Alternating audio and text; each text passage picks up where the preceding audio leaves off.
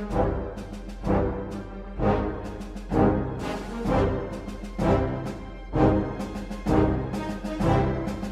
United States is one of the most, quote unquote, most powerful positions in the world.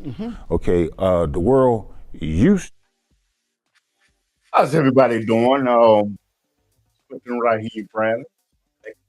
You know what? This show today that I'm doing this podcast, and you know what? The heavy response about Sanctuary City.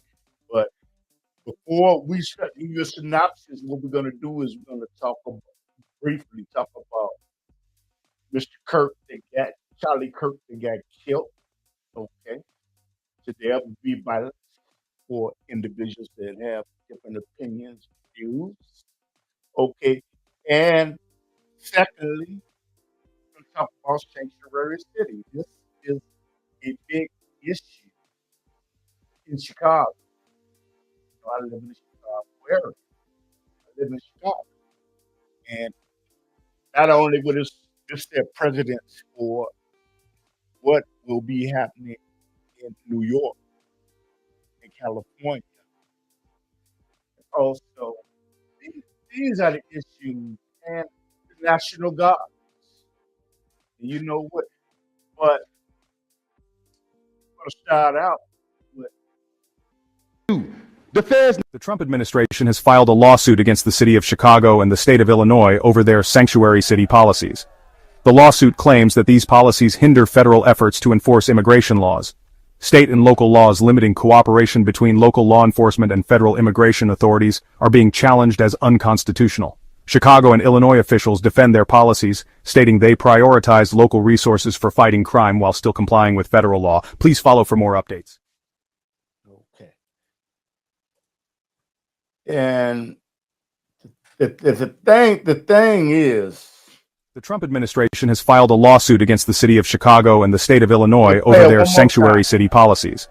The lawsuit claims that these policies hinder federal efforts to enforce immigration laws. State and local laws limiting cooperation between local law enforcement and federal immigration authorities are being challenged as unconstitutional. Chicago and Illinois officials defend their policies, stating they prioritize local resources for fighting crime while still complying with federal law. Please follow for more updates. So the thing is, you know what, there is a immigration problem, and you know what, there are people that live, especially where I live in an African American community, and I'm sure other communities in Chicago that feel that this is unjust, this is wrong, and it even got to the point to where Illinois, Chicago, Illinois almost turned into a red state. Almost. Because where I live in Chicago, there were people that were protesting, they were mad, they were angry, they were upset that where do you find these resources? Where do you find this money at? Where do you find this money at all of a sudden? And there are people that there are people that are living on the streets right now in Chicago, and I'm sure New York, and they are upset because how are you finding all of these resources now? And the thing is, these people have been homeless for years. You have a group of people that are staying in hotels. Okay, some were staying in a police station. Okay, and they're very, very upset. And some of the aspects that are involved is they feel that this capital could have been utilized. I mean, you have veterans that are sleeping up underneath bridges. Okay, you have individuals that were staying in hotels, and you have veterans that were sleeping up underneath bridges and not being able to get the resources that were necessary. Okay, and they felt it was very, very unfair. And thing is, it's it's pathetic. And is that's not to say that you should not have sympathy. You should have sympathy for individuals that are fleeing countries like Venezuela. Okay, who the I think the president has a bounty on his head of $50 million, and dictators. And this is wrong. This is wrong. And you know what? And I'm gonna show you how strongly, okay, people feel. Yeah, how are you doing, sister?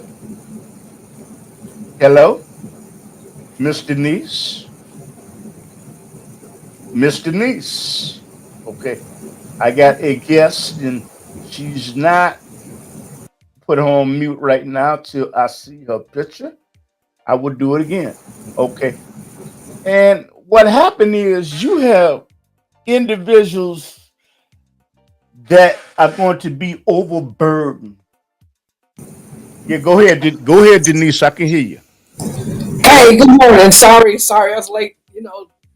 Jumping on here, but Oh, yeah, I just you invited me in. I just want to hear. There were some problems with the immigrants yesterday, and one getting killed in Franklin Park. mm-hmm. So my what I was surprised at is that they said he had been here like 20 plus years. You know, Mm-hmm. but Right, you know what? First of all, for people that are tuning in, this is my guess, and you know what? You're gonna hear, I guess, a Democrat. I don't know if she classifies herself as a Democrat or liberal, and she will correct me. That's why I like talking to her. And you know what? Thank you for accepting the invitation to come on the Underground Railroad podcast. I appreciate it. oh, you're welcome. Thanks for Yeah, the invite. yes. And you know what, Miss Denise, I would like to ask you first of all, we started out talking about Charlie Kirk. Okay. But people that don't know who Charlie Kirk it was, he was a Republican. He was a Republican, and he was a part of Mecca. Okay. And he died yesterday at Utah University, and they have not caught the individual that pulled the trigger. They have not done that. And I would like to ask you, what did you think about Charlie Kirk? Okay, he had thousands of people that followed him on his podcast. Okay, and what did you think about that incident? And do you think that you should be silenced by death because my ideology or my principles don't align with yours? Charlie Kirk, a well-known conservative influencer, was just fatally shot during a packed town hall at Utah Valley University. Moments before the single shot rang out, Kirk posted a video tossing hats that read, "Make America Great Again," and 47 into the UVU crowd to kick off his American Comeback Tour in Orem, Utah. But who was Charlie Kirk, and how influential was he in the MAGA universe? Kirk, who was the CEO of the nonprofit Turning Point USA, rose to prominence on YouTube and on X, and became famous for his unapologetic and often boldly stated conservative opinions. The 31-year-old father boasted millions of followers and billions of views for videos in which he would engage in fiery debates with students, especially liberals, on college campuses.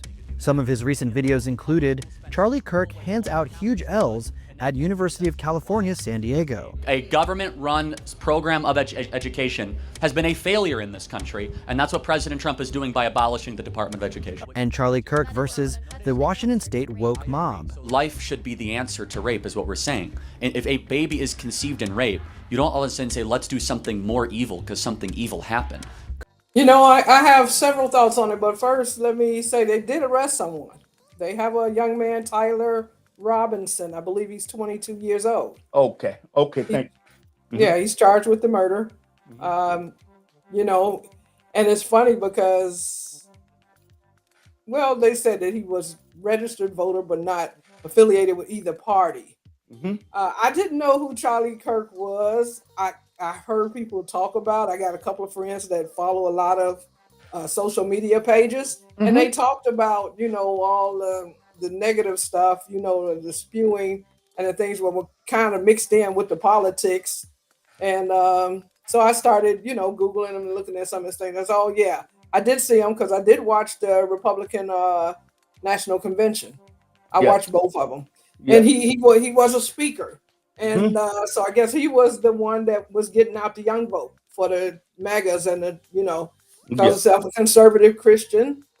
When you tie those two together, and then you start your beliefs, I don't believe that God believed.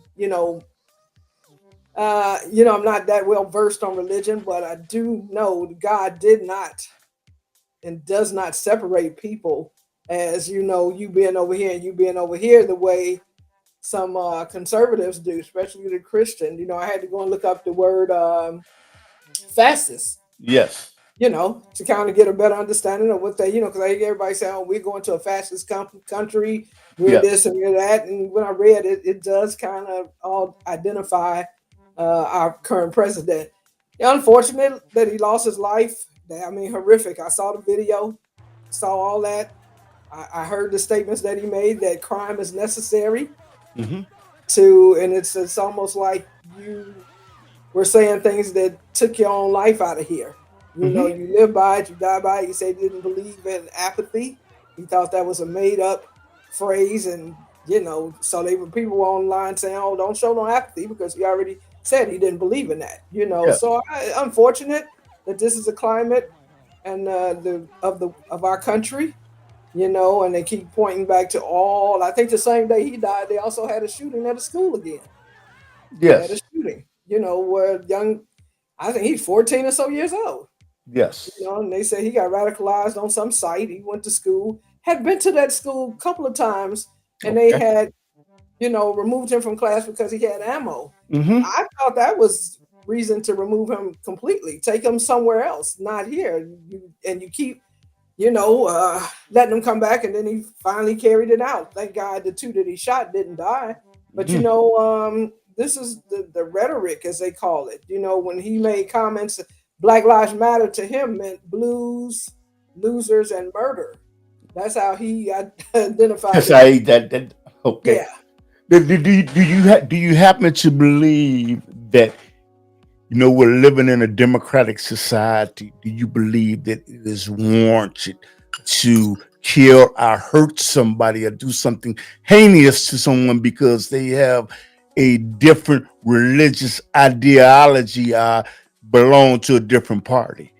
And they vocally speak about it. He was gathering thousands. Do you happen to think that that was justified because you have a different view?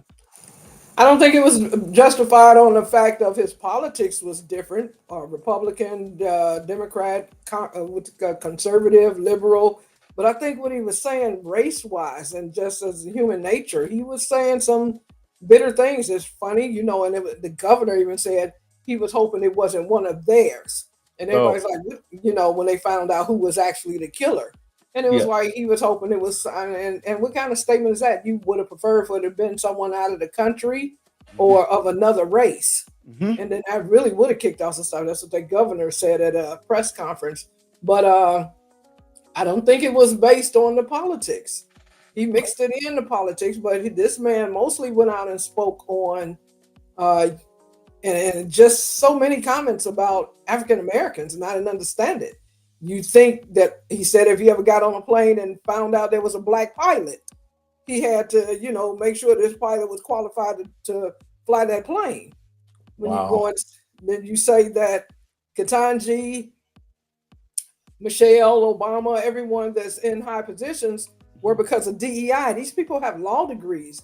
They went to Harvard, and here you are, a community college dropout, and you're doing all this, comparison or knocking down someone's ability. And I always said, I've been saying it, I don't know why they feel everything we get, we don't earn it, that it has to be handed to us because we're subpar, not on the level, educational or knowledge wise. And that's how it comes off at the DEI. It's like they were talking the other day about how many black women are unemployed now because they were let go because of DEI.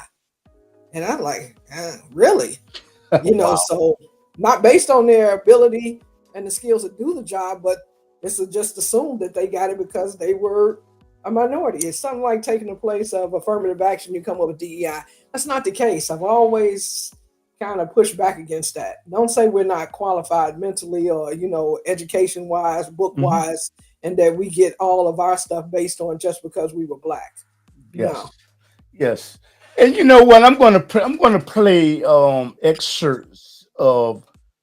We're going to talk about Sanctuary City because this is a pressing issue, not just in the African American community, but in Chicago, New York. And I'm going to play excerpts of what the president said about that. And I would like for you to respond to that. Okay? I would like for you to respond. It had what the president had things to say. And you know what? A lot of people didn't like it. It really didn't. So I'm going to play that. The Trump administration has filed a lawsuit against the city of Chicago and the state of Illinois over their sanctuary city policies. The lawsuit claims that these policies hinder federal efforts to enforce immigration laws. State and local laws limiting cooperation between local law enforcement and federal immigration authorities are being challenged as unconstitutional. Chicago and Illinois officials defend their policies, stating they prioritize local resources for fighting crime while still complying with federal law. Please follow for more updates. And you know what, Mr. News, I would like to know what do you think about something, those statements that were made by President Trump? I just think he's overstepping. Do you? Let me rephrase it. Do you think that we are law-abiding citizens? Do you feel that President Trump's stance on sanctuary cities and even going to court is legitimate? Should federal laws be followed, or should it just be ignored? You should go by your state laws. And I've always said that. We had that conversation. And no, I'm sharing it with my audience. Okay. Yeah, you should go by your state laws first. They supersede federal. Yes, if you have a governor for it, it's sitting here that governs and other people, elected officials that make the laws for your particular state. When a president says that I'm pulling back all of my financial resources because we feel that the state should handle everything, but you turn around, you want to handle this. Yes. You can't pick and choose. Okay, yes. Either you're going to be all in and help us with the federal funds that, take care, not the immigrants or anything like a sanctuary, but other things that you're cutting.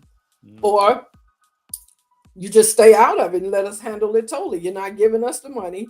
And he's time after time said that I don't think federal government should be doing all this. And it's always economic with him.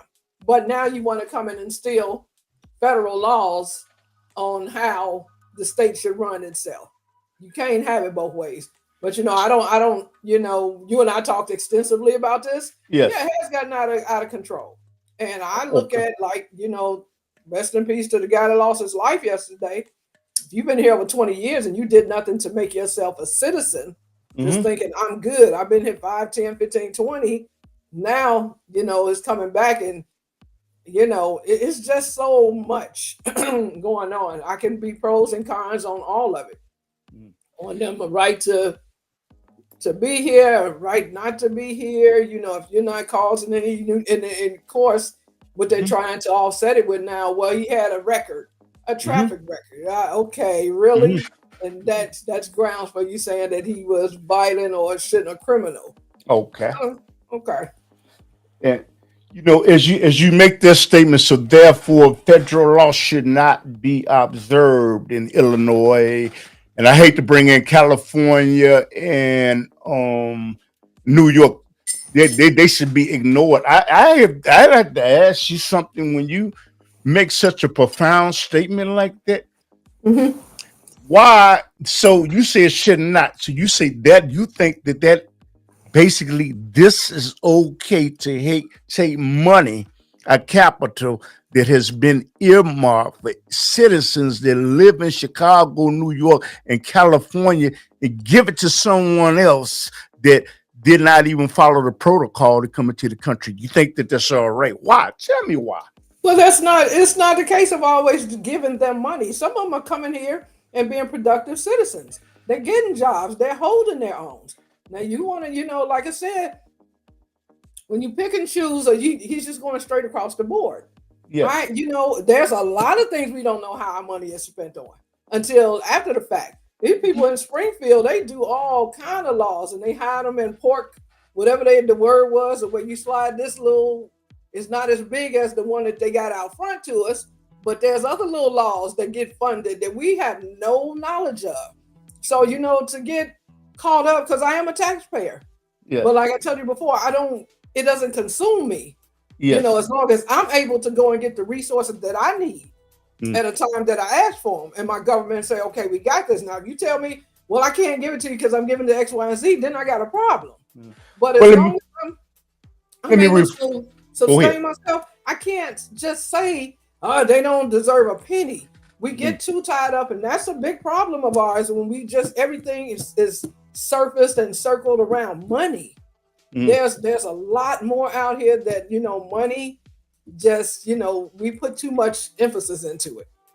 I'd like to know, do you acknowledge that there are immigrants that were staying in luxury hotels, getting room service, okay, and there are veterans that are sleeping up underneath bridges because they claim that there's not enough resources, but they found the resources? Can you expand on that? Well, again, so veterans, there's a place for them. Some people don't like to go to the places that the government provide for them. They say, no, I'd rather stay out here. Now, what we were hit with the last 3 or so years was unprecedented, never happened. But people didn't like people laying out in the streets, and they had to step over them in the lobby of the police department, just filling it up. The police were very upset. I mean, and whoever staged this and they knew what they were doing. They did it for the purpose of helping this man get back in. Okay, let's flood all of it. Let's flood all other states. So, they did the best that they could come up with. Our politicians, I don't knock it, because again, if I was in that situation and I was leading a city, mayor, or I'm like, what are my options? What can I do here? Can I send them over to Pacific Gardens, Michigan? By the way, I used to go there and eat when I was little. Oh, wow. My mother, we used to go right when it was on State Street. That's in Chicago. It was in the city of Chicago, right there on State Street. It used to be. They gave us meals. When we didn't have enough, my mother used to take us there to eat. And there was a lot of people. They're veterans and they're mentally ill. Don't leave them out, just saying the veterans. They did serve our country. You got the mentally ill. A lot of them don't want to go. You go and take these encampments down, because they just cleared one out the other day. And I saw one going up somewhere else on another viaduct. You don't think it was somebody that was turned away because there was not enough resources, and they gave it to someone that did not follow the protocol to come into the country? You don't think so? I can't guess on how they determine who gets it and who doesn't. Would that be fair? Would that be fair? If you got turned away because there was not enough physical capital in the budget because it was given to somebody that did not follow the protocol to come into the country, would that be fair? No, it wouldn't be fair. But again, we got to get off of this. You come across to me as this is just a sticking point with you. It's done. It's in the past. How long will we keep it in the forefront? The mayor and the governor did what they felt at that time, what it called for, to get these people off the streets and below zero. I remember going past 51st Street, that police district, that area, and people out there in little flimsy tents that you use for picnics in the summer, and it was cold. And I was like, man, so the humanity side of it, you gotta quit. I just don't like that everything being surfaced and built around money. Being a conservative talk host, I would like to say something. This is why Illinois, Chicago almost turned red. But you know what? But I love hearing different viewpoints because the world is not revolved around me. So going back to this, when we talk about this, so you feel is I would say a liberal or Democrat or independent, you feel that Medicare and they should be able to, they should get Medicare, they should get Social Security, they should get all of these things. The people that came in improperly to the country, they should get the entitlements, even though they didn't follow the protocol to come in. No, but again, the situation, if you're trying to protect your citizens, and you got all these people flooding in here and bringing all these diseases and germs with them. Yeah. So if you don't treat them, guess who's going to get it next? Then you're going to have epidemic, because we've seen now the rise of measles is back. I mean, who's had a case of measles in how many years? Because they over here unvaccinated them, whatever. You had a couple of the kids die from it that came over with their parents. And that's a horrible death for a kid, whatever, you know, it probably couldn't get any medical attention. I've seen, because I go to Cook County for my health insurance, and I walked into the billing department to discuss something, and the room was packed. I didn't know, honestly, didn't know that the governor had given, this was on the governor's level, I didn't know he had given them health care free. But I can't, you know, okay, so he cut it off, or, you know, because of everything that's going on, his purse strings have been kind of pulled a little tighter. He had to eliminate that. You know, they took the COVID money, and, you know, a lot of people are like, oh, COVID didn't exist, da da da da da. Yeah. A lot of money left over, surplus, and they kind of took that. And, you know, because I got some friends I had this discussion with, I said, I don't care, how long are you going to harp on the taxes? Okay. Your tax dollars went to take care of illegal immigrants. Okay. Yes. And you know, I'm going to play a video, and let me say, for the people that just can't see this, this is in Chicago, and there is someone in Mega, okay, and they wife on a red hat, and what they're saying to the mayor of Chicago. Oh, let me get to that. I'm going to play that, and then I want the guests to respond to this. Get rid of the illegals, and that'll take your money right back. You're a criminal. Why do I got to address you? The feds need to address you. DOJ need to address you, and hopefully Donald Trump will address you. Because you're going to protect the undocumented, while you're going to allow for the citizens in Chicago to suffer. Y'all, come on. You leave that loser where he is. He's a loser. He's a loser. And, you know, now, isn't that funny? I would like, you know, what they're saying is, they're in City Hall. Okay, you know, you can talk, and they're wearing red hats. They're saying this is wrong for capital that has been allocated for U.S. citizens to be given. Are these people that are mega, these Republicans, are they wrong? Or are they megas too? Yeah, are they wrong? Yeah, but they need to get themselves in check. And for the young man that said you're a criminal, and Donald Trump is a criminal. He's a convicted felon. What is he talking about? What, you know, dude. But we'll see how this pans out as far as African Americans supporting a man that can give two flies about us. Want to strip everything that we have, our history, our everything. He want us to rewrite the books. He's doing the fastest thing to go and tell us what we can have in our African American museums. But going back to the clip of them being in City Hall, you know, I had a talk with, I was online. I know you don't like the brother. You know, I mentioned him to you, who I kind of follow on social media. You say Mays Jackson. He comes on WGBX. I don't know what time though. Yeah, I just followed him on Facebook, and you know, a young lady was on there, was like, well, when it comes to the mayor, I've got a conversation with surrounded by. I say he doesn't get credit for the good things he do. It's just always highlighted the bad things he do.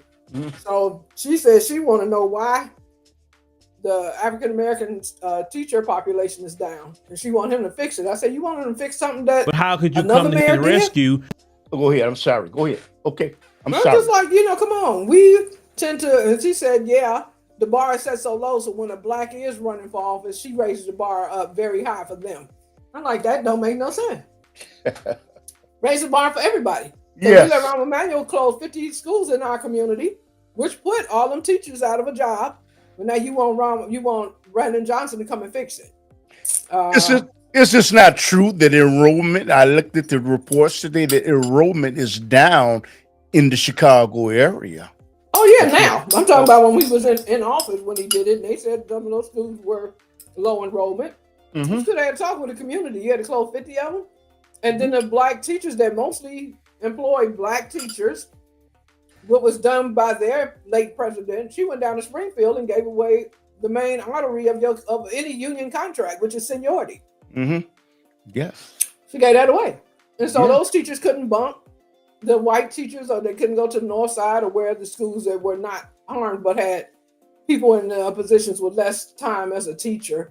Mm-hmm. And she was like, she wants this man to fix it. I'm like, girl, go on. But I don't see us turning red, even though, like I said, the woman carried herself as a Democrat. I don't believe she was the new Cook County State's attorney.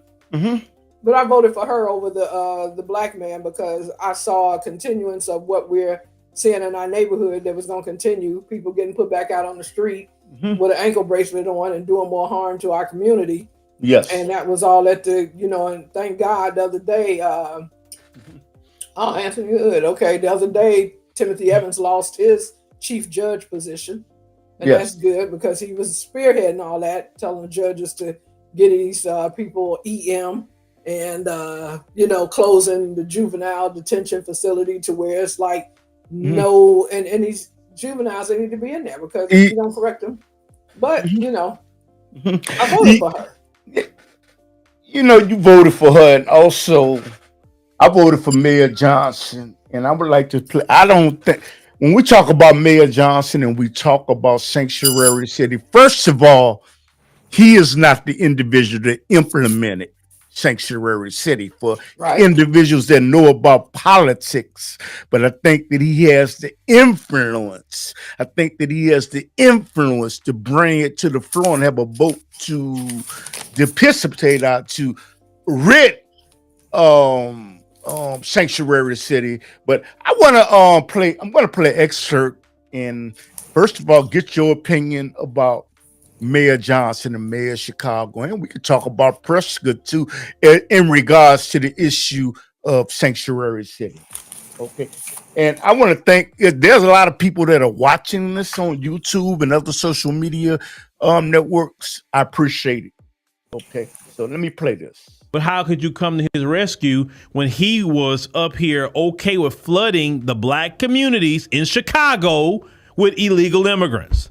Taking money from the black communities to give it to illegal immigrants. Now when Brandon Johnson is going to need black people to support him, he's don't have the support. And that's what you black politicians do every single time. You sit up here, you do the bidding of these silly Democrats, and then they leave you out to dry when the other side of white supremacy tries to come attack you. The Democrats don't do nothing but leave you out there high and dry. But how could you come? Which I don't know if you heard that, but what is your assessment of Mayor Johnson, the mayor of Chicago, for not bringing this to a vote and allowing resources to be given to people that they have not earned those resources? What is your opinion of the mayor anyway? I'm a supporter of his. I'm a supporter of him. I'll be supporting his reelection. In fact, get out there and do some work for him. Okay. Because I know this is a sticking point. This is the only sticking point that seems to be at the forefront. There's other things that's going on in the city that, he's addressing or trying to. I don't like the way our community kind of just gets on this one issue and want to like beating a dead horse. It's like, okay, they stripped back a lot of the stuff. We couldn't send them, some people are like, why don't you just send them back? But I support them. I mean, I just support them. I didn't vote for them. I voted for Lightfoot, and I thought she was good. I was surprised when he jumped in the race and was able to do it. And they said that was the North Shore, that was the progressive vote. I don't know if that's true or not, but when he got in there, I had to say, okay, I'm gonna ride with you. And I haven't seen anything that he's done that's been really that detrimental to our city, other than, he was faced with a situation, that a lot in this lifetime, no other mayor has had this thrusted upon them, even though the sanctuary city status came way back, I believe, in the Harold Washington era. For whatever reason, I decided to do that. I don't know. I probably have to do a little research, but it's here. I look at how the people are turning out in protest. Somebody wants it to stay. It's not everybody that's against it and want this and that. So, yeah, I just follow it. Like I told him, I said, he's done some things in regards, I'm a very pro-union person, having been an organizer with a major union here. And when you can go and get a contract, because I know those are hard things to do. Yes. And then, the negative talk came of that. Oh, it's the teachers. Well, the teachers are the ones that's teaching our kids. So don't you? Oh, sister, come on. This is a man that was, first of all, let me read this in the chat room, okay? Mr. Anthony Hood said, good day, brother.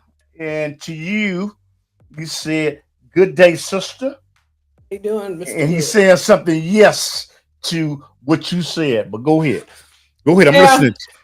You said you voted for him. So, what changed your opinion? Was it just because of the immigrant? I mean, what I don't like is that being conservative, first of all, he lied. All politicians lie and said that he was not going to raise the property taxes. He said this, okay? He was not, and he has not, only because his hand was forced. So he lied, okay? And I think he's a one-time mayor. Why do you think he's not a one-time mayor? Well, first of all, when people are running for office, you listen to what they say. You listen to it. But you have to take everything with a grain of salt. First of all, you don't know what the budget or what the city's financial situation looks like because you're not in office. You don't have privy to that information. A lot of people have said they weren't going to raise it and turn around and said, you know what, we have to pull us out of this, that, da. Okay. But, again, because I am a homeowner, and so I get affected by that. But again, I don't put a lot of, that's just not going to be the determining factor on me. I like him, well-spoken, hold his own. Gave us a very good police superintendent.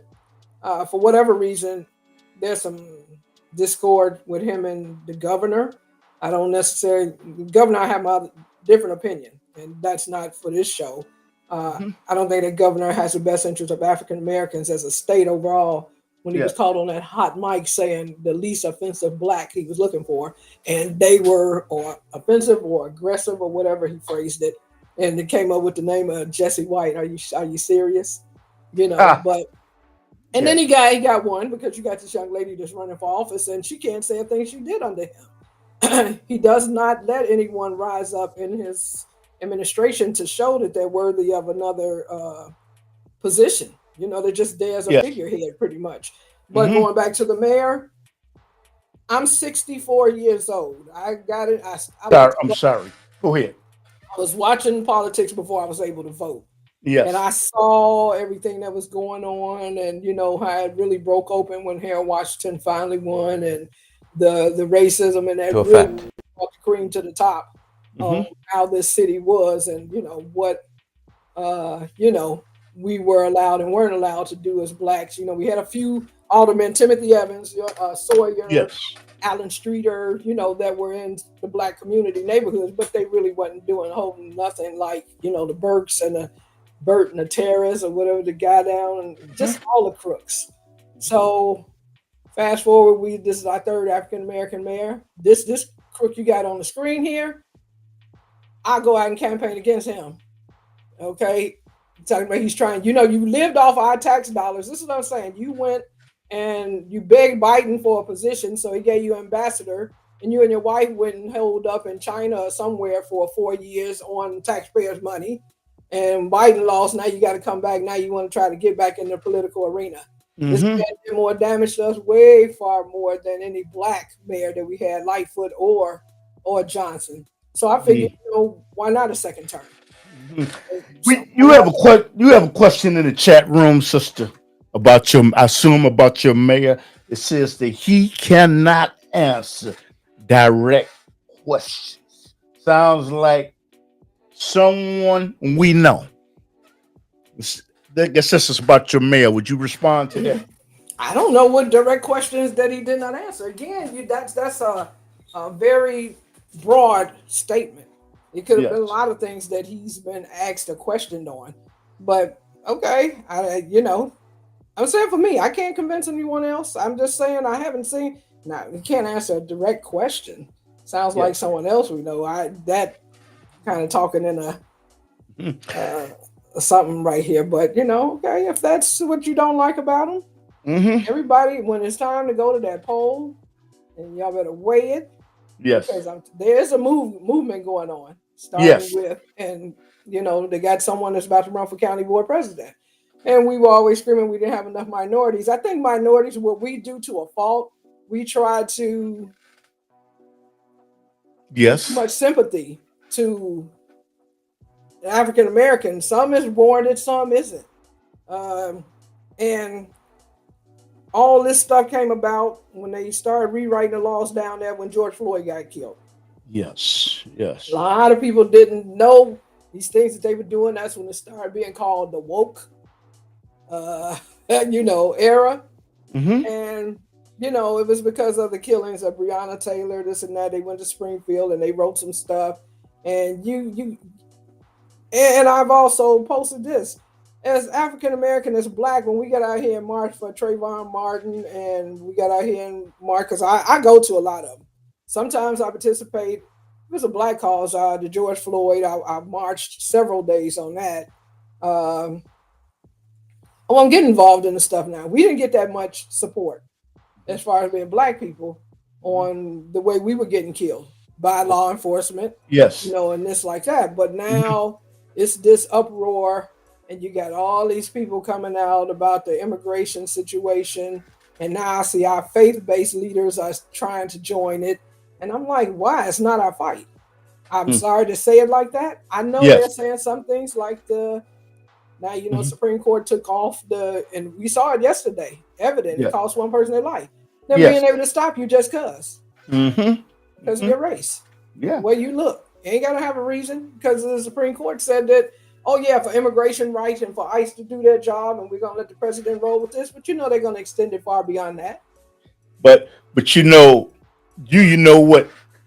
You got a question in the chat room. Guy wanted to finish a question about the mayor of Chicago, Brandon Johnson. He said they asked him about adding more police. Would that help with the criminal activity? Talking about your mayor. Oh, that was the question they asked the mayor? Yes. I don't know. I don't think so. These people when they doing this stuff in the broad daylight, brazen. You go down on Michigan Avenue, and it's quite a few police down there on the beat that walk. I was down there, I think, the day after, and you start breaking out a window to a Rolex place in the broad daylight. That shows your regard for law enforcement. You don't care. This is what you're gonna do, to get the stuff in the window display. Even though they all got caught. So more police, and where would you put them? And everybody feel they can use more police. But again, I think our police department does do a very good job. I may be biased because I come out of law enforcement. I have a nephew that's a policeman, but I don't know. You say you think that the police do a good job. I think they do a very good job. Yeah. Wow. Sister, can I tell you something? I can take you to K-Town, and you know what? K-Town is on the west side of Chicago. You can get down. You can get down there anything you want. What do you want? A police? I can get a gun on K-Town. That ain't no problem. But you send you can get a gun anywhere. Don't mention guns. I'm just saying you say they do the police. Okay, but to serve and protect, and to call them would, they said they're down about 1,000, officers, but people just don't want that job anymore because over the years, and I don't know if it was always about respect or fear, because back in the 60s and 70s, black people feared the police because they go outside their head, there was no camera, no nothing, and they basically got away with whatever they wanted to do. Nowadays, you got cameras everywhere, and police say they can't do their job. Okay, and what is your job? I used to always ask them, you're just supposed to arrest them and take them in. It's not for you to beat them or kill them. You let the courts and whatever decide that fate. But yeah, I think overall, when you call them, I mean, they don't do half of what they used to do back in the day as far as policing, because everybody got a gun and people jump out and kill you. What you pull me over for? What you pull me over for? It's to take the job, you got to have a lot of, and be willing, as they do every day, say, I'll give my life up to go out here and try to make some kind of law and order.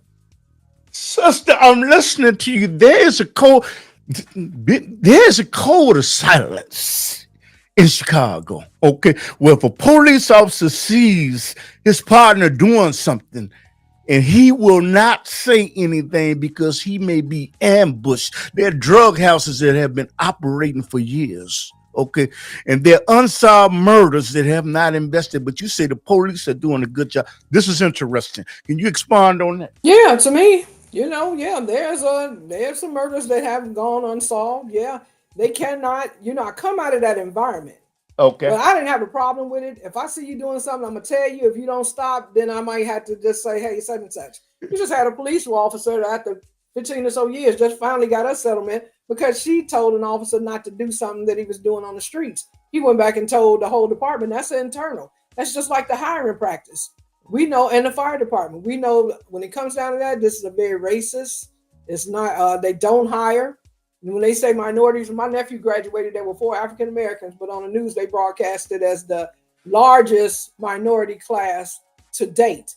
But the minorities were Hispanic. But again, they're not perfect. Nobody is. But again, like I said, it's what we got. And I think they do a decent job for, because a lot of people would not take that job because they know their life isn't worth to the next guy. They kill them. And even with the code of silence, they do a great. Okay. Yeah, I can't do anything about what they do on the inside. Okay. They don't attack that. It's not for me to go in there and say, when I see them on the street and there's something going on, I can't tell you about their politics. I know the politics of it because, like I said, I come out of the Cook County Sheriff's Department. Yes. So I've seen stuff on the inside, and I knew that, I'm like, that's not right.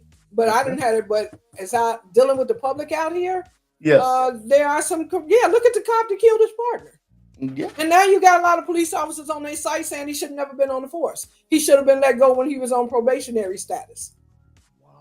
Wow. So, okay, they knew that, but they knew the upper brass, let this guy go on out there with a gun and be on the streets. They had a lot of complaints on them too. That's 1 out of 2,000, because like I said, they're down quite a bit. So I can't just go deep into all the problems with CPD. Nothing's perfect. But if I call them, they're going to come over here, and what I see them doing on the streets, and I know it's a job that many of us would not take for the fear of the backlash that they get from the public and with the criminal element they have to deal with. Okay. You got a question in the chat room. Okay. I'm going to go to the chat room, and it says, it's no secret now that Chicago's current mayor is part of a divine 9. Okay. So it is up to the citizens to make up their minds about the about the right candidate. What's your comment on that? What is a divine 9? Because that's a secret to me. I'm not, but it is up to the citizens to decide. What is the divine 9? You know what? I'm going to look that up. Okay. It says no secret now, but I've never heard of that. And see, okay. The divine 9 is okay. A collaboration, an umbrella of organization historically African American colleagues to fraternize together the organization. You know what? I'm going to put it. I'm going to put it in the chat room. Okay. And you know what? I never heard of it. And Me for either. the people that have heard of it, beautiful. You know, I've never heard of it. This is what the Divine Nine is. Let me put it in there. Regulation. Divine Nine refers to the National Pan-Hellenic Council. I don't even know why that is. Oh, okay. That's something college related. Okay. Get rid of this. So I'm not familiar with that. I'm not at all. But you know what? I'm gonna do some research on it. At least I would like to ask you. You believe that Mayor Johnson is a strong mayor? Okay. I would like to ask you something. What is the reason that a curfew law that has been put in effect for years is not being enforced? What is the reason that parents are not held responsible? And I'm going to play some of what Ron Emanuel says, okay? On Sunday, Chicago's new curfew goes into effect. Curfews are in place to help protect our children, and police will be out enforcing the law. But parents and neighbors, we need your help protecting our children by making sure they are home safe where they belong. And I would like to ask you, the mayor is doing such a strong and diligent job. What is the reason that the curfew law is not being enforced and parents are not being held for the response, to being held accountable for their children, our young people, our minors being out late at night? Can you expand upon that? No, because I'm not a parent and you're a parent. You can probably answer that more, having raised it. It's what the parents, like they said, the kids have changed over the years. They're not the same kids like we were. They're respected. I've seen kids talk back to their parents and say stuff and this and that. And it was they had a issue up here at the Fat Burgers over here in Chatham. Yes. You see that? And yeah, I saw it. Yeah, right now they're giving away free food. Early Win, one of the philanthropists from our community, and the lady said it. She said it starts at the home. It's how you raising your children. It starts at that home. At what age do they start trying to go out and say, okay, I'm going to stay at 10 and 12 until they get killed? Then it's like, and then you want to look at the parent like, what is your child doing out at 2 o'clock in the morning? Why are they in the alley? ABC7 data shows at least. So it's way beyond. You want to lay it in the mayor's lap. So, okay, were they enforcing it? And Rahm Emanuel said it himself. He said, parents and neighbors, we need your help. Some of these kids, you say something to, they're going to cuss you straight out. It's not like, and it's a disconnect in the communities, because on my block, we're pretty good. We know each other, but none of us have small children. Everybody's children are grown. And where the areas where you have a lot of young parents and, this and that, and it starts there. The police department, they can enforce it. As I said, it's going to be a turnaround on how the kids are dealt with. And that's coming out of the criminal justice system of the county. That's coming out of the new Cook County State's attorney. And now out of this new chief judge, we're going to have step in. Because a lot of that stuff they were allowing to happen in juvenile and in the Department of Corrections, it's about to be nipped. I know when Fox decided not to run again and she left, and I think that was wrong. They want to have a sympathy or empathy for their own black and brown, mostly black kids, because they know some of the things we face in the community. But you do it to a fault, because when you took down the charge of being for shoplifting, and you took it off not being a felony to a misdemeanor, you weren't helping the kids. You weren't helping the people to go out there and steal, because they were like, okay, this is a slap on the wrist, where felony might make some people think a second time, but we can't, where they're enforcing it on Lightfoots. We're trying to do it. Rahm Emanuel spoke on it, on trying to do it under his administration, curfew. But and he said it. He said we need help from the parents and the community. Now, community-wise, I'm 64. I'm not going to get my head busted because I'm trying to tell some young kid to go home. He'd be like, who the are you? And I'll do this to you if you don't go on in your house. So let me ask you. So, do you essentially agree with Mayor Johnson of Chicago when it comes to not being stiffer with penalties and fines and parents being held responsible, and said we have to sort of take it easy on these kids, tying up downtown, doing it? You agree with that? No, but there's other things we can do other than putting a curfew. That's all they saw the solution. Don't bring it down here. You can take it to 31st Street. You can take it to Bronxville. Just don't bring it downtown. Okay. That was the solution that they pretty much wanted. They do arrest some of them, and the parents come and get them. I mean, I'm assuming the parents have to go and pick them up. Parents need to be held accountable. They're not adult and still out of your house, 18 to 21 or whatever. So how about we gonna give you this and you come to court? But just stepping aside and here, take them home. And I don't know what kind of talk they have with them, but then they right back at it again. And I don't know, like they said, social media is so toxic. This right here, this internet, this social media, I don't do it much because it is very toxic. And whoever calls those, what you call it? Because I got a girlfriend whose son, he gets the ding to let them know what they're going to do to take over or whatever they call it. I don't know who's controlling that. Like I said, it's coming through social media. So let me ask you something. In your opinion, is the mayor?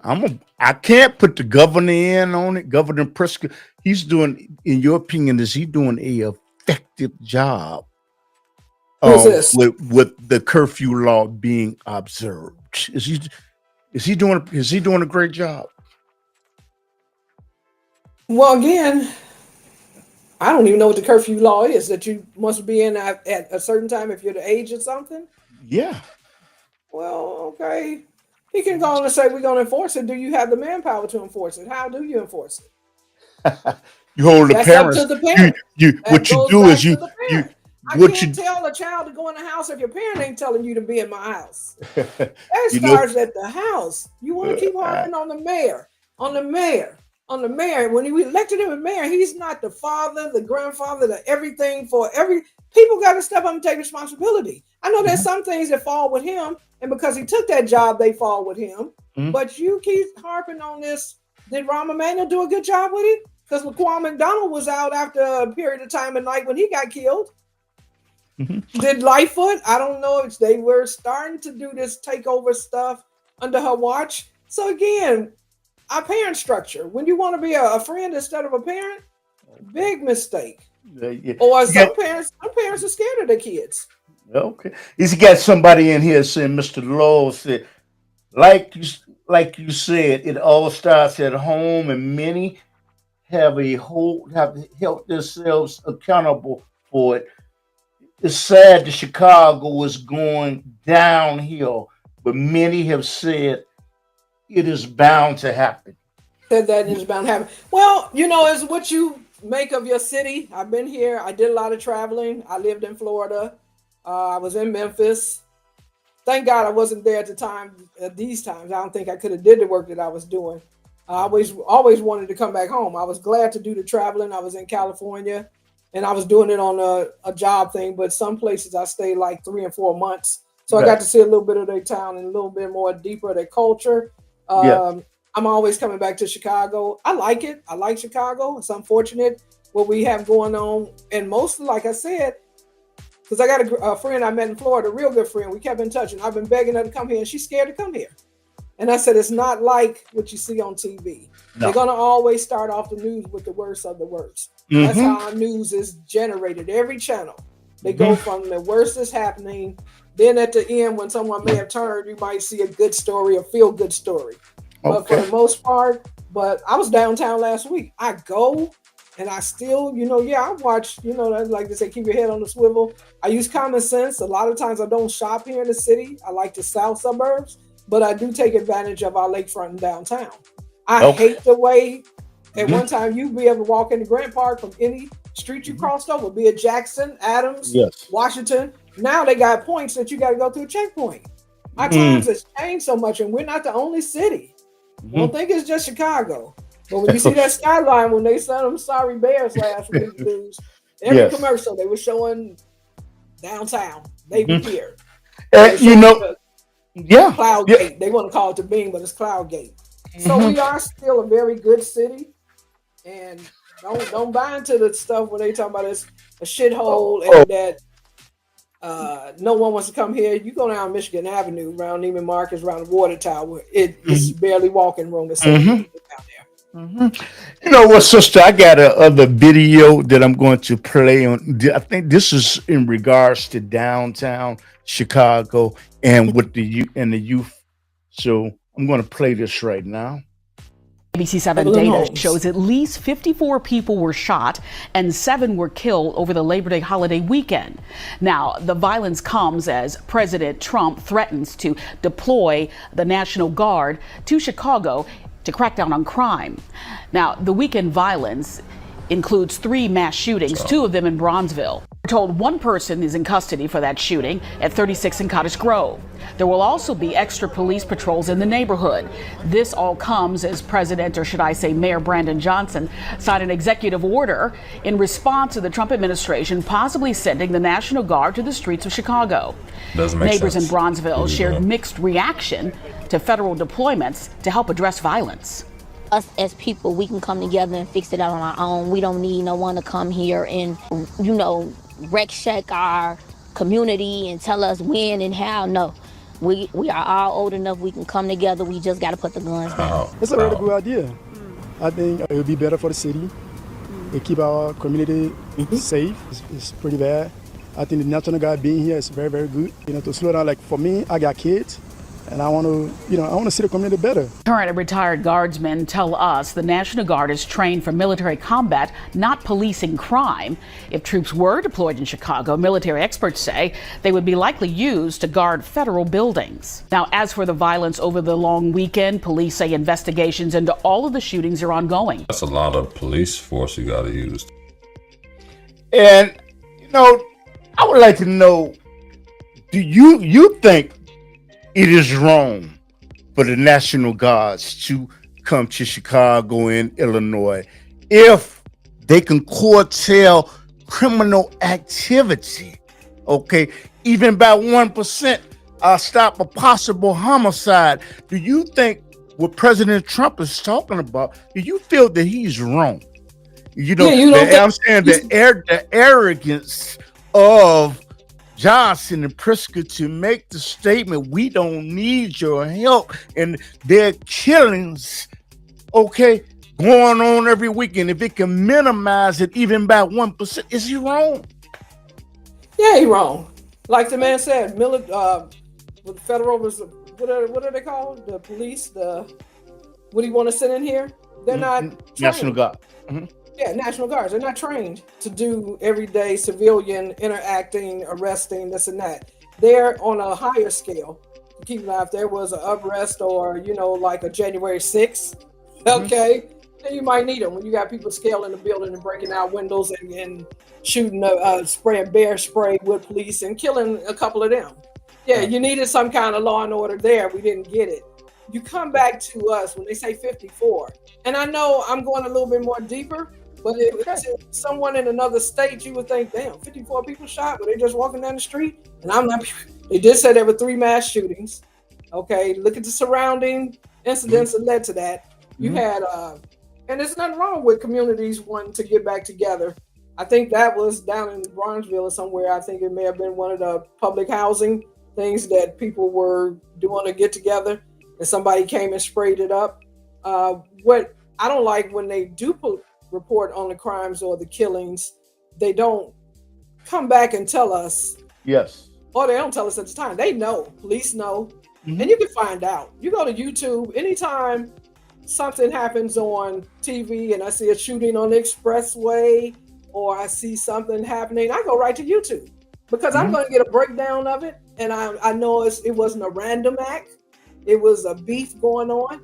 Now, if you said if they can even stop one killing, would it be worth them coming in? Well, our police can stop one killing. That's what they got the gangs unit for. It's unfortunate that they don't, I don't even know how to put this. The ones on 64th and King Drive, that stretch, they've pretty much all killed each other. Either they got killed here or they went to another state like King Vaughn. And I had this young man on my tier when I was working at the jail back at the time that he, beat that murder charge. That's a lot of it. It's tied into a lot of gang. When they go to Memphis, would you put the National Guard there or would you put them down in the Gold Coast? Would you put them down there around Trump Tower where he got his hotel residential building? Because I don't see him, because I told you, you had this conversation. My nephew is in Maryland, DC, and he says they're not coming in the community. They're down at the federal buildings. Who's messing with the federal buildings? It's a horse and pony show. It's smoke and mirrors. Yeah. It's no other president. Again, you want to step in and have control of something, but you don't want to give us any financial help. But there's a lot. I go to YouTube and I started watching that when that young man, Carlton Weeks, Duck, got killed down there. And I was like, okay, just like I didn't know who this Kirk guy was that got killed the other day. I don't know about name, but like I said, I worked in the system. I saw them all there, but I didn't pay no attention. I do watch the news every day. I just wasn't registering with me. But they've killed off each other, sad, over what? Like Spike made the movie. He came here and he said, I still don't know. Whatever that movie was.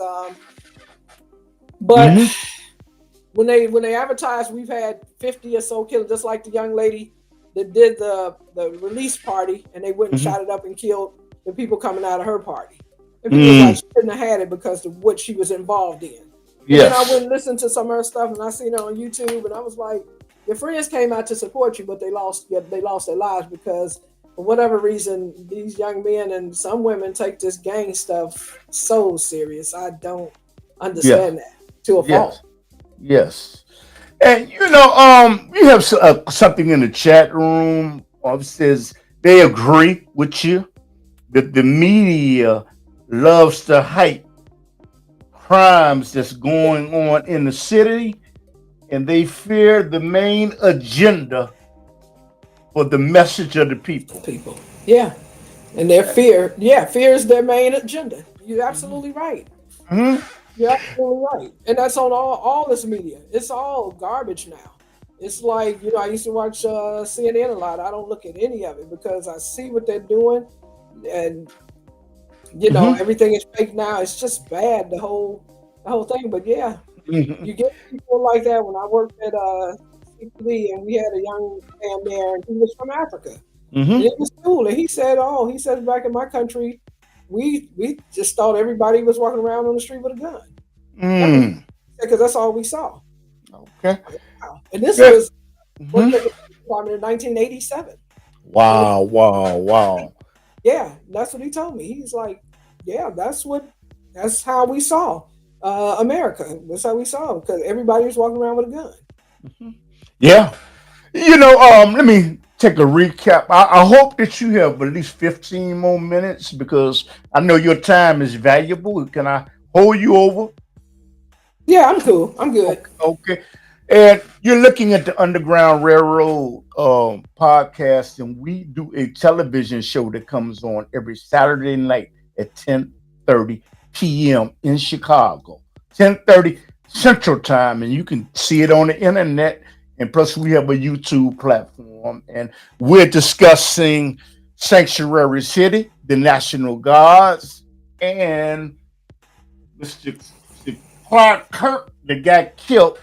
And this is intriguing. And I see that there's a lot of people that's looking on YouTube, and I appreciate it. Okay, and I don't know about the other social media platforms because I can't keep tabulation. And this will be on television. Okay. You know what? My next question is to you. I'm going to play a video, and I'm going to set this up to where there are young people that are doing things downtown. And I would like for you to expand on that just a little more. And I'm going to play this video. Okay.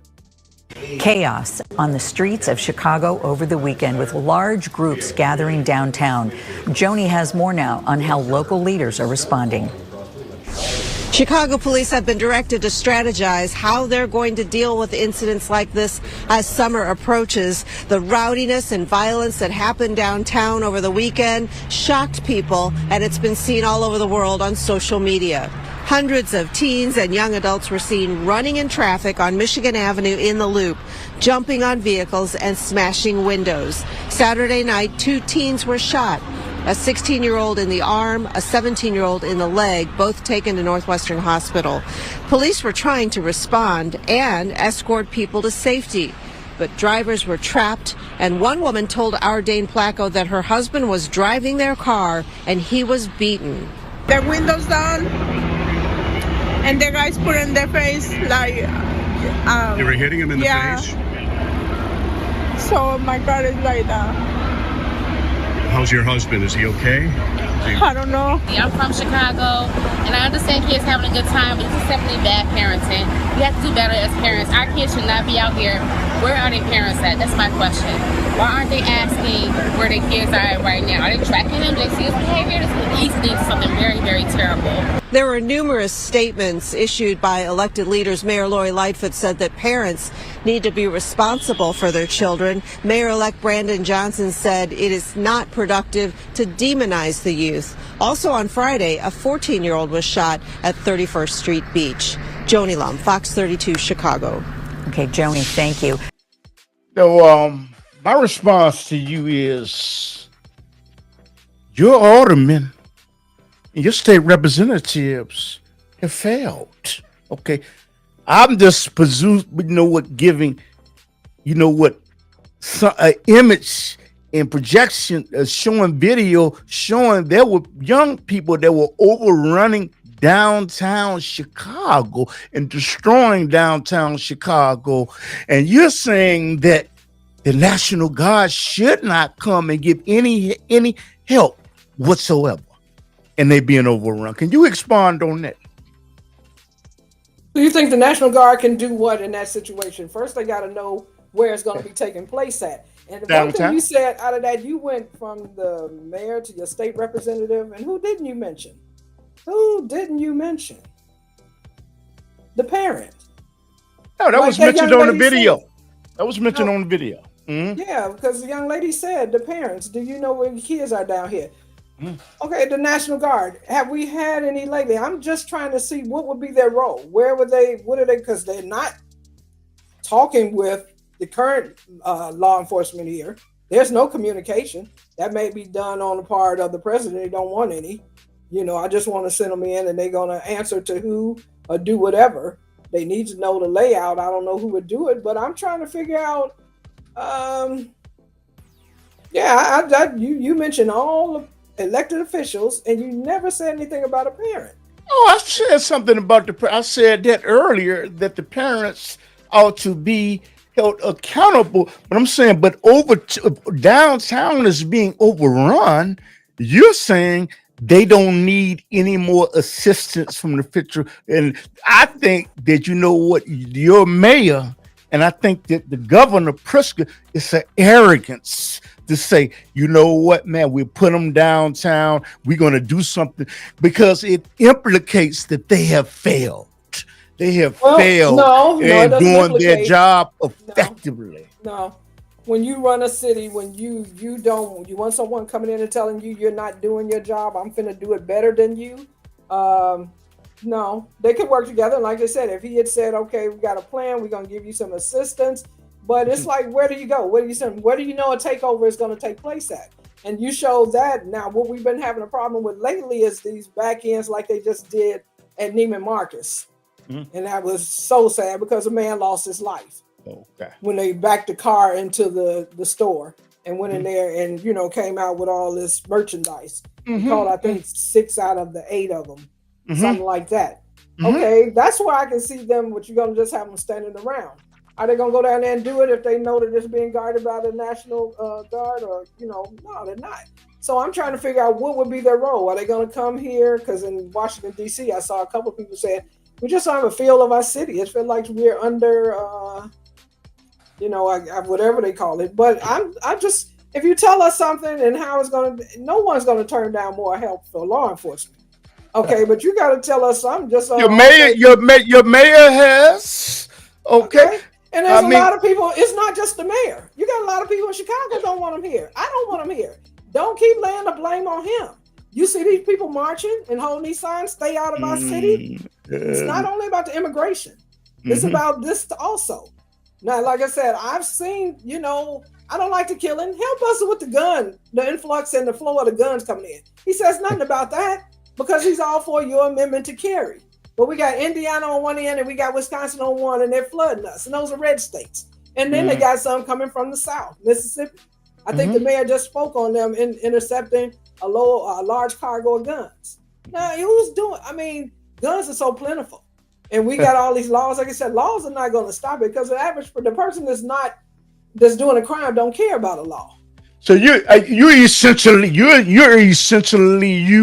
and Democrats and liberals are essentially saying no go, even if it drops the percentage rate by 2%. Homicide does not occur because of the presence of National Guards. Y'all saying no go. Y'all are interesting. Please expound. Yeah, it doesn't. It's okay. Let's see what they do in Memphis. I want to come back on here in a month or so because I want to see, because I know what's going on in Memphis. Again, if you go to YouTube, and I'm 64, but I do kind of watch stuff.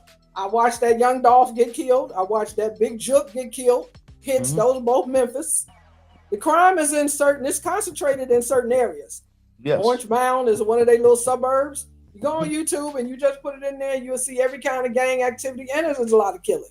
Now, I hope they're going to go over there in that gang-infested area and do that and see if those gang bangers are like, I don't give a about no National Guard, I kill them too, or get killed. Because that's pretty much what's going to happen. Like I said, here, our gang, O Block and whatever, so many gangs. It's just unreal. Just all these little, structures of gangs. You go there and you squash that, because most of these killings, like I said, when you see an expressway shooting, and I don't want to plug anybody, but you go on YouTube and you go to a guy called Trenches News. He's going to tell you everything. He's going to tell you who it was, who they had the beef with, and the reason why. He'll tell you about the expressway shootings, because one time I was like, damn, I got to stay off the 57. I got to stay off the expressway. They doing these random. This stuff isn't random. They know who they're looking for. Somebody don't, as they say, drop the low. And then when they drop the location, them gang members take that stuff. I don't understand that. Yeah. They're so tied up that they get so much, to their gang affiliation that they go out and they will kill over that. But, and then it's the retaliation, as they say, spin the block. Or whatever they call it when they going back to get them. Like they got the, that young man that's in jail down there. That's the same. Lil Durk. And then, one thing I didn't like is how all of a sudden now you're going to put him on a pedestal when before he couldn't even perform in the city. None of that. Per the police department, because there's gang activity and all that with Lamron over there in the Inglewood area. And his family stayed on the same block I stayed on. I would come home from working the county jail, uniform on. I see the police with a car blocking off all traffic going north. And I just went out, I was like, hey, something going on? Oh, no, they having a party. Oh, okay. Like, this kind of protection, because of fear that another gang would know they were having a party and then come shoot it up. Because right here on 87th and Cottage, his cousin got killed in the car while he went in the Foot Locker. So there's a lot that, and I really wasn't plugged into it until, like I said, when I saw the young man, Doug, get killed. And now the only reason why they got so much attention and notoriety is because it happened in the Gold Coast. Don't take that down there with them. They just found them all guilty. They waiting to get their federal sentences. But when they're killing each other in the neighborhood and they're doing mass shootings, it's like, okay, it's another gang-affiliated, gang-tied killing. But when you go down in areas that they don't usually have that, they're gonna get some answers. And for that mother and that family, they did. It's a lot of them that got killed, and no one ever held accountable for the killing. So again, there's a lot going on. There's a lot in the dynamics. When you live in the city, you kind of know more than someone from outside the city. And like I said, if you want to help us get the guns off. Thank God Chuck's has finally closed his door, because that was one of the biggest. You had Jesse Jackson and them used to always be out there trying to end Father Flake, trying to protest that gun shop. Never was able to close it down because of the politics. But they knew a lot of guns that was used in crimes were coming out of that Chuck's gun shop. So, again, but I don't think National Guard is our answer. It's not. Okay, so so as a Democrat or liberal, you saying even if it minimizes the criminal activity, I stop one homicide, it's not worth it. I get it. I'm listening. Yeah, why our police department can't stop that, minimize or stop that one murder. If you want to send them into the hotbed, don't come just for smoke and mirrors and put a show on. And then you say, "Oh, we reduced crime." We know he's a liar. He's such a oh my God, the man lies. Would y'all? We cleaned up. He said he could come here and clean up Chicago in 2 months. And then when you leave, what happened? Is it coming back? I would hope that you reorganize so it would not happen. But you know what? For the people I know, if it would minimize the criminal activity by 2%, I save one person's life instead of disregarding it. Okay. It should be considered. With that. That's your opinion. Okay. I mean, you know what? But that's why I got you. A new CBS News data analysis shows how the deployment. You know what? That's why. You know what? Let me tell people. You know what? This is why I have on the show, because you know what? You should not have someone on your show that has exactly the same ideology, got the same premise to you. And you know what? I'm not self-centered because the world does not revolve around Clifton Raheem Brown. Okay. And I would like to ask you, if what you're saying is true, what is the reason? Since the National Guards have been in Washington, D.C., the criminal, I have tape on that too, because you made me do research. I appreciate it. What is the reason that the criminal activity in Washington, D.C. has decreased? What is the reason there's no reported homicides? Okay. And the mayor of Washington, D.C. said, you know what? I admit that it is helping. What is the reason? I don't know. Okay, I don't know.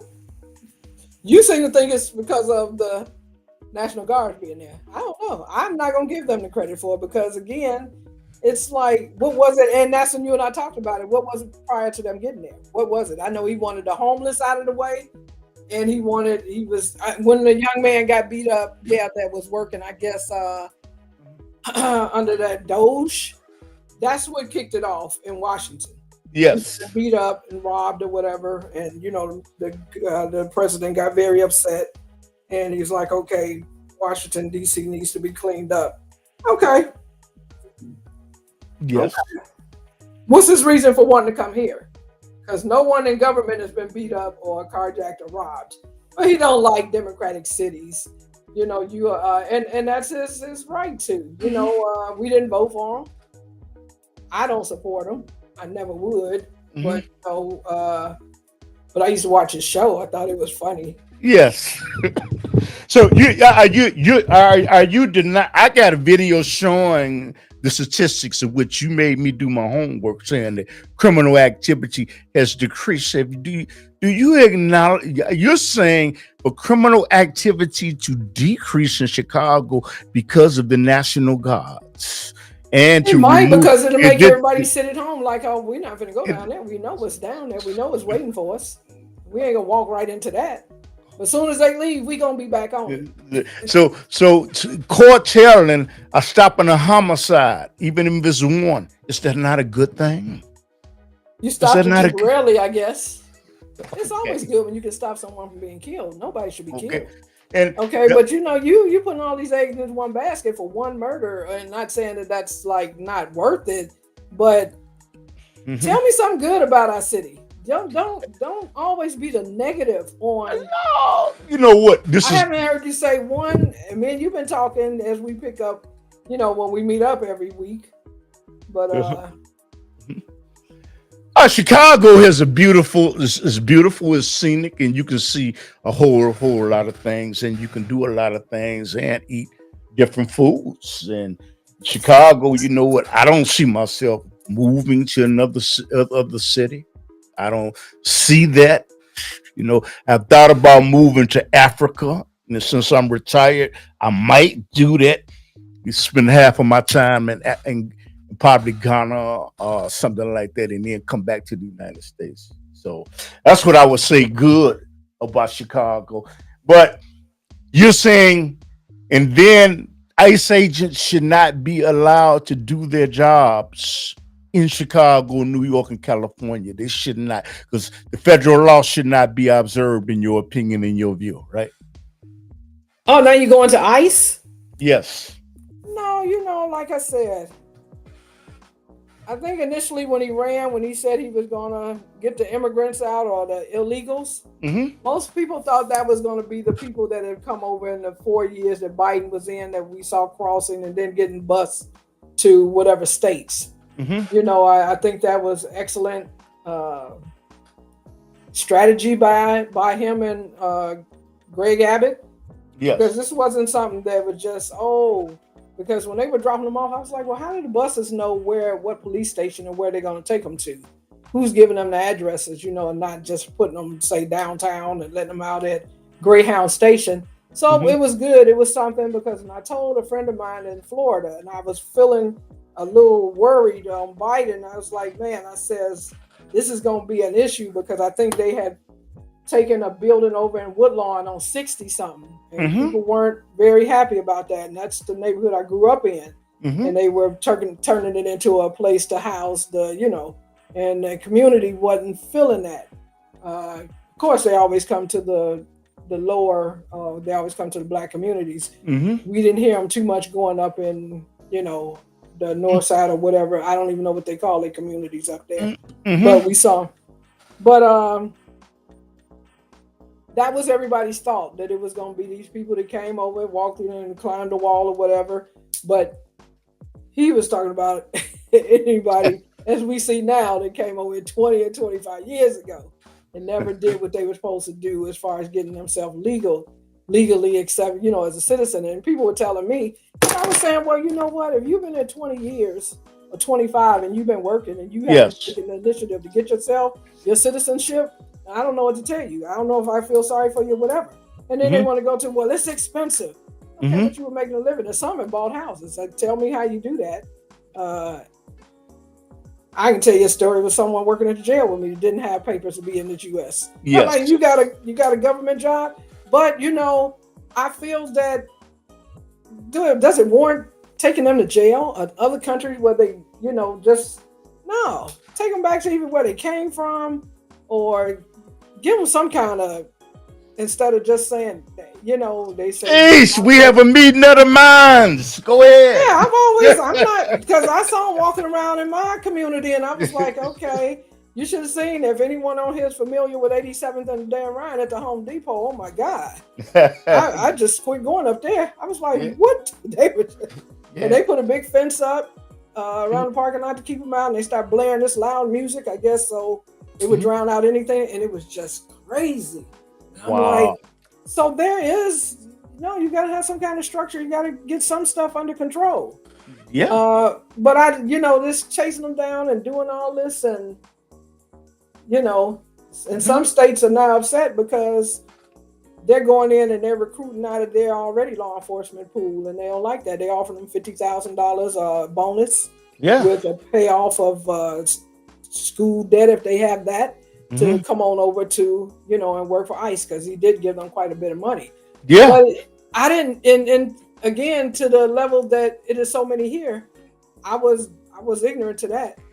I was like, God, they kept saying that Hispanics were going to be the next outnumber us and stuff, and but I was like, well, but they can't vote because they're not registered, they're not legal. But because I think today is their parade. I'm gonna be watching that. ICE agents might be there. And do you go and disrupt that? And because some of the people are gonna get upset. You killed a man yesterday, and he should have just stopped. Don't be resisting. If either don't come out the house or try to go somewhere yourself. But to think you're gonna outrun them in this, and they swarm on you with 2 or 3 cars, you ain't got a chance. And he lost his life yesterday. He lost his life, and you hurt one of the agents. So but I guess on a larger scale, this president and his people knew. Well, they don't think that no one other than their race anyway should be in this country, any kind of leadership, any kind of whatever. So if they could take us, You have to wait a minute, sister. Wait a minute. You have to follow a protocol to come in. And I submit to you and the listening audience, there's a lot of people listening to us. If we go to Europe or Africa without a passport, we're going to be expedited back to the United States. And we're going to shouldn't get over there anyway without a passport. Okay. You should be stopped at the airport. What am I saying about Sanctuary City? I get it. But you ain't going over there on that pretense. If you're going over there, I don't know if you're going over there to visit it, because a lot of them come over here to visit and they just don't leave. Oh, okay. You came and visited 20 years ago. Okay. Do you think? Let me ask you something. I'm gonna go to Washington D.C. Yeah, it's nice. I'm gonna go to Washington D.C. and the thing is, what is your overall response about the criminal activity decreasing in Washington, D.C., and no homicides since the National Guards have been there, and the mayor saying, you know what, I have to admit, they have helped us to curtail crime. What is your response to that? And I don't believe it. First of all, let me play this video. Okay, because I want you to hear this. You made me do research. I appreciate it. Deployment of National Guard troops is affecting crime in the nation's capital. According to the data, violent crime is down by almost half when compared to the same nearly 3-week period last year. Assaults are down 19%, burglary is down 48%, and homicide is down 57% from August 7th through August 25th. And for more on this, let's bring in John Kelly. He's CBS News Vice President of Data Journalism and our data guru. John, good to have you on. So break this down for us. Did you find anything surprising or unexpected in your analysis? Sure. We found a lot of interesting things, Tom. We really wanted to look at what is going on with crime incidents across D.C. in these few weeks since we had these federal troop and law enforcement deployments. And so we're able to look at every incident of crime and its location, and we can see things that are related, we think, to the presence of an extreme amount of additional law enforcement. You know, we're seeing less violent crime incidents reported to the police, at least. Fewer assaults, fewer murders, fewer gun crimes. One of the things that's been plaguing the city with auto thefts down 36%, and so we looked at this time period of these few weeks that there have been these deployments in the city, and we compared that back not just to the same days last year, but we wanted to look over the longer haul too to see if the trend lines held up. And we've seen this decrease is pretty similar. It's a little more than half if you look at the 5-year average. And so there's less at least reported crime going on. Now, that's a complex situation, right? There are a lot of factors that can contribute to that. We can't know for sure how these deployments are affecting that, other than the presence of additional law enforcement and military personnel in, key locations downtown. John, one of the things I want to talk about, there's a lot of information and some misinformation about the location of where these troops are versus the crime rates there. You looked into that. What did you find? Well, one thing that's key is that crime incidents are extremely evenly dispersed across Washington, D.C. And a lot of people, everyone comes with their perception of how they feel or what they experience and what they see. But in general, the data over time shows that the crime is pretty evenly dispersed throughout the city. And so there were a lot of talking points around, well, the federal troops and the federal law enforcement officials have been deployed in places that are lower crime areas. And for a couple of these locations on the National Mall, that might be the case, or near monuments. But in general, what we found was that within a half a mile of the confirmed locations for every one of these, incidents, we're seeing in general a higher than average crime rate. And incidents clustered around those locations. These are some of the higher crime low areas in the city. The areas north of the mall and north of downtown are areas that have seen a lot of growth in crime incidents over the past few years. And so those are areas where there had been a lot of criminal activity. And so the deployments, in some place like U Street, are have more concentration of crime than you would see in 90% of the neighborhoods across the city. That's really interesting. John Kelly giving us the data analysis behind the headlines. You Such know, critical work what that is you your do. Thank you for coming on. response after hearing something like that? I should have And been writing my it's little notes down. okay, if the criminal activity has decreased, they have not hurt Washington, D.C. They've helped Washington, D.C. Would you agree or disagree with that? And can you expand on that, please? I don't know if I can agree or disagree. I heard him say that they have been deployed in areas that were less crime ridden. You might have to play that back, but he did say that. I saw that map up there, and I've been to Washington a couple of times, and I knew in that DuPont Center, that's mostly in the like downtown Washington, Baltimore, people just, transition like we do from here to Indiana. So I talked to some family there, and they were like, well, they're not coming in the area where the crime was happening. They're mostly saturated in the buildings down there, downtown area, or whatever, what they consider theirs.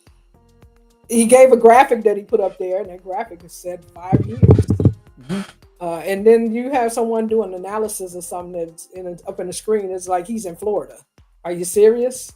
Give me somebody that's actually on the ground, boots on the ground, or in Washington, D.C., because, and that's just common sense. If you're going to send the National Guards in here and people are watching and everybody, even the criminal, going to say, okay, well, I got to lay low. I can't go out here and do what I usually do because they're going to have more whatever. Or you might have something that's like, don't care and going to do it anyway. So I really can't see. Like I said, I had to look at some graphics because I just not going to believe them telling me that, because I know this lying-ass president we have in his office and administration, and they'll say they lie so much you can't believe anything. Yes. And they say it's just, man, this. But it's been real good being on here. I kind of like this. This was cool. Okay. And you know what? I want to thank you, and you overextended your time, and I appreciate that. But I would like to ask you, do you have any finishing comments that you would like to give in regards to these issues? There may have been a question that I did not ask you, a message that you may want to convey to the audience, because there are a lot of people looking on YouTube and other social media products. Yes. Keep telling me that. That's I really don't do. I know you're gonna put me on the spot like that, but no, I'm good. I kind of like it. We always talk every week, so I just like for here in Chicago, our politics. I'm riding with the mayor. I get out there. I haven't seen nothing that would really make me go another way. Same for the governor. When we changed our leadership like we did years ago, and we brought this guy in here, this Republican, he devastated our city, our state. Then he left without even paying the bills when his term was up. He went back to Florida because he's a millionaire. They don't care about the average person that knows that are in need. Some people do honestly need help. And it's not because they're not trying to do it on their own, but they're just not where some of the people are. They got the silver spoon in their mouth. And so as far as the immigrant and all that, I don't, like I told you at the beginning of our conversation, I don't put a lot of emphasis on that. And the money, I don't, everybody need help, that's just it. They trying to make a better life. They did it the wrong way. Now if you're coming over here and you're going to start the same nonsense that you were doing in your country and the reason why you left, then you definitely got to go. Okay. If you're trying to come and you coming with children and you really trying to do something, and at one time they were saying, well, they're taking the jobs from us and this and that. I had this discussion all the time. And what we won't do as a people as a job. And I was like, no, if they're not paying a wage where I can make it and help my family make it, then no, we're not finna go back to those. And I think, man, you had a discussion. I was like, there's no reason why the minimum wage on a federal level is still at $7. Somebody make that make sense. I agree. $7. And the way we're about to get hit with the prices going up now. So, it's a tough job when you say you want to do it and the mayor took it on. I always tell him, oh, well, you asked for it. But I'm going to give him the support. He got a lot of critics. Hopefully he got more people that's saying, okay, we could do worse and nobody perfect. He's got to learn as he go. and you just gotta ride with it. I read a lot of people say that he's only paying attention to one race, and you're upset about that. And I guess that one race will be the black race. Yes. You know, you got a lot of people on these social media pages. And I'm like, ooh. Hey, I love it. And I love it. I like it too. I also you're doing a lot, you know, but you know, like I said, I love Chicago. Wouldn't live anywhere else. I get out and do my stuff. We got another rough 3 years and 5 months. Yeah. And like I said, when people vote for stuff that's going to have a direct impact on you. I mean, you can look at everything. You should. Local politics. Look at what's mostly going to affect your well-being, your this and that. Because when we lose focus on what we need and we go with something that everybody's hollering on, in the long run, we end up losing. We end up losing. So, you know, we got an idiot in office that what we gonna do? Yeah, Mr. Lowell just said, that's right. At the end of the day, we asked for it. Pain, plain and simple. Hey, this is the last question, sister. You know what President Trump is doing in Venezuela? Okay, by having warships over there and stopping fentanyl from coming out of Venezuela and putting a $50 million bounty on the president's head for allowing fentanyl to come out. What is your consensus? How do you feel about that? But you're not showing us the proof of it. You're just going on. You went and bombed the ship, and you blew away all the evidence. Are we supposed to take your word? Dude, you're unstable. He's unstable anyway as a president. So okay. I saw that. You go and do that on international waters, and everybody ain't from there. Are guidelines. There's things that were put in place. He may not have liked it, but you're the president. You said you would take on or continue what's already been put in place, or maybe you didn't. I think his first term was just to sit back and feel the lay of the you know, what's out there. He was taking notes because he come back this time with a vengeance. And they opened the door to let this fool in here, and he's flipping everything. And the young man, unfortunately, he lost his life. But from my understanding, he was starting the campaign for the third term. Hold on a minute for me. All right. No, let me call you right back. Okay. So you know call what? You right back. Okay. You know no, not you. Bye-bye. Oh, okay. So yeah, so you know, even if the CIA has found out that fentanyl is coming from Venezuela, you say the United States has went too far. Is that it? Yeah, you're not letting the United States in, or you're not giving us enough of the information to say, okay, I support what you did because this is da-da-da. He's just doing stuff, and, you know, he's not including any of the people that were elected to, you know, be there by his side, and you're taking the people that you put in. It's not going to question anything you tell them to do because they don't want to, the Cash Patels and all the rest of them keep their job. And, you know, and because we saw the first term, he was just firing left and right when they was like, this isn't a good idea. This isn't how the U.S. conduct military, whatever. So that's your word, Sam, because you blew up all the evidence. You went and, you know, it's just, you wake up and it's like, he done did this. When you went over there and bombed we got rid of their nuclear plant, and then people are like, no, you didn't get rid of nothing. But okay, come on. He's acting as a well, you know what though, sister? I don't know what to say about the fentanyl and the drug thing. Some people aren't as strong. I was just like, you know, when you start using them drugs, it's a no-win. Yeah. To that extent, I know you want to protect people, but I don't know. Fentanyl. Now all of a sudden, that's the reason for the tariffs. That's the reason for everything. He going for that because a lot of people have lost loved ones from overdose on it. Oh, well, I want to ask you, sister, will you come back to the Underground Railroad podcast? Oh yeah, definitely. Oh, okay. Yeah. And Maze Jackson, if you know him, he's more than welcome to come on. I have people on that have different views. Nobody has to espouse everything I say because the world is not centered around me. And I love the exchange of hearing different ideas and perspectives. And you know what? I thank you. I thank you for coming on the Underground Railroad podcast. This will be on YouTube. Plus, I will have it on television on channel 19 at 10:30 p.m. once I finish doing the editing. I want to thank you. I want to thank you very much. You're welcome. Even though I know you're gonna beat me at cards. Well, we end up being partners anyway. But yeah, I always like constructive conversation. I'll listen to your side, and you listen to mine.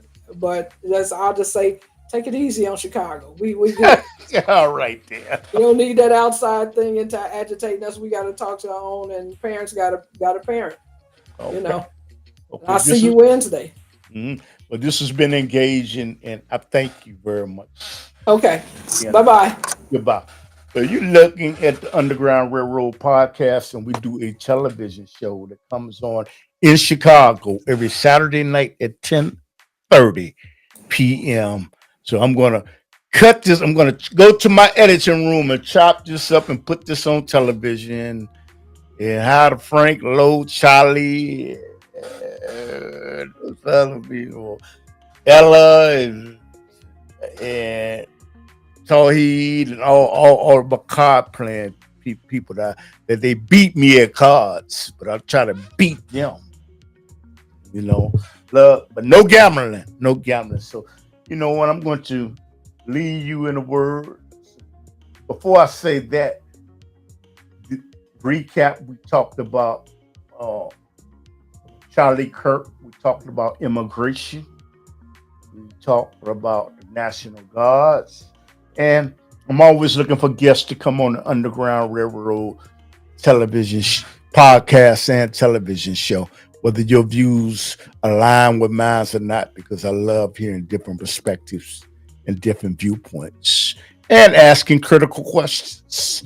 Hey, that's why I'm a podcaster. And thank you to all the YouTubers out there that told me about green screen and everything else. I leave you in the words of Assalamu alaikum. What your grandfather was doing. Any message for your grandchildren? Great.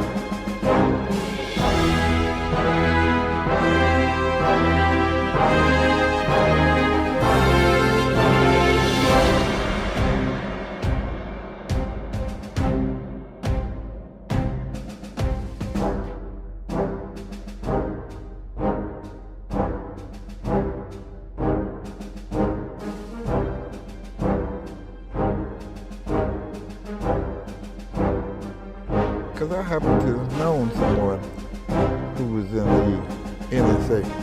Okay. All right? And they don't know what they'll know now. I've been in their building with him. Did you see it? Yes, sir. And they Some people don't know what NSA is. National Security Administration. And when I walked up in there and they got video screens. I mean, from here to 35th Street. Those street cameras, right?